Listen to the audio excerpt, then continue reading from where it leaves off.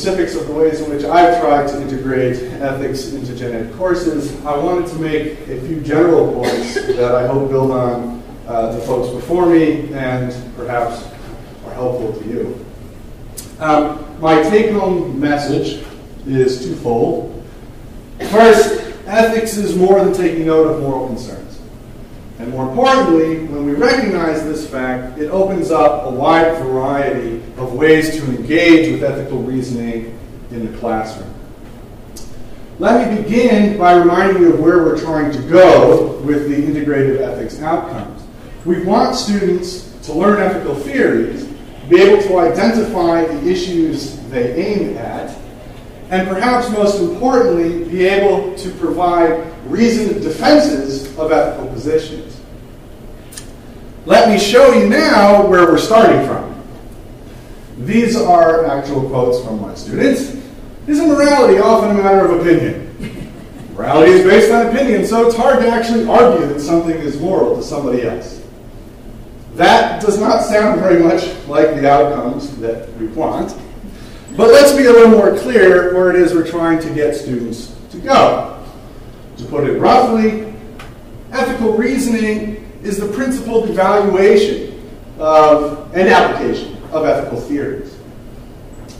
Now, pardon me, just want to put that down. Sorry, I'm used to speaking to an auditorium without a mic. The impetus for ethical reasoning is the moral dimension.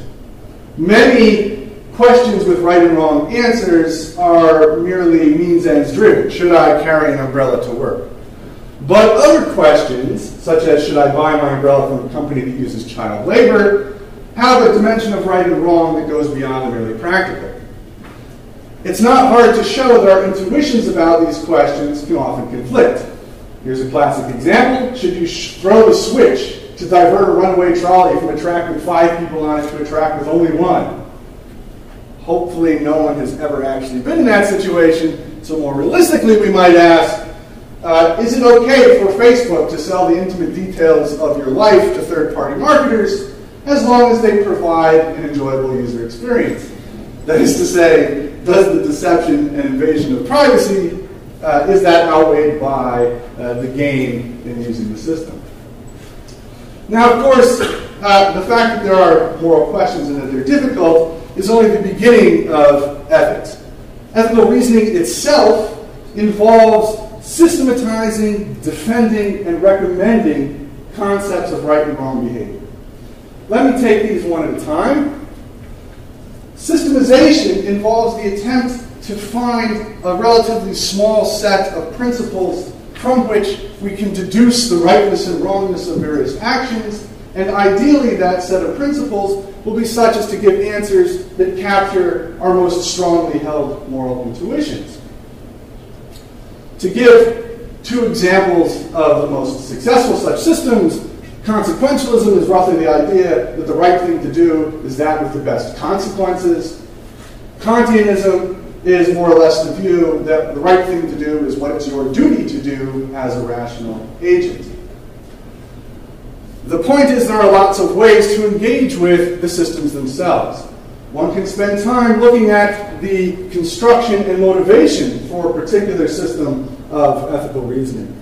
You can look at the historical and legal impact that it's had. You can adapt systems to novel contexts, and you can interestingly worry about the impact of modern cognitive science on their presuppositions.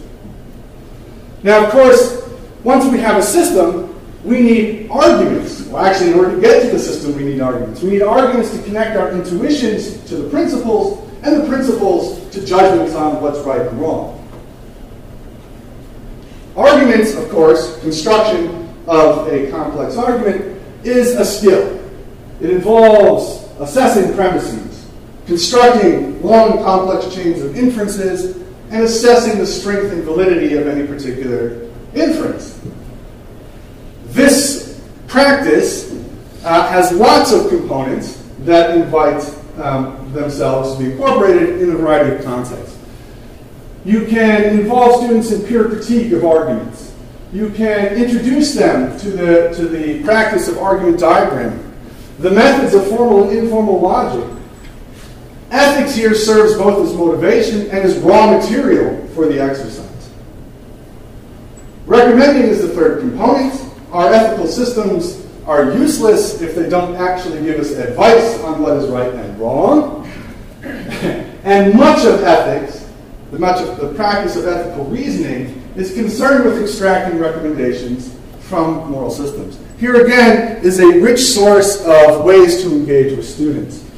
I've taught the mathematics of decision theory as a tool for drawing inferences from ethical theories. You can talk about machine morality. This is the current attempt to program semi-autonomous intelligent agents to make morally apt decisions.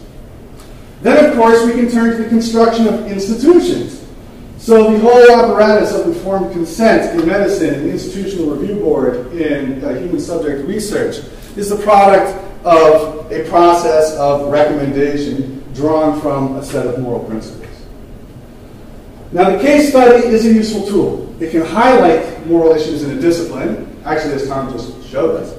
It can draw attention to the moral dimension to students who think that there's nothing really to worry about in the first place. And it can help you practice all three of those elements that I mentioned, provided a sufficient background is given. But case studies don't make sense in many contexts. Perhaps, for example, in pure math. What I've been trying to suggest is that ethical reasoning involves a wide variety of skills and knowledge, and this variety offers a substantial engagement across the disciplines.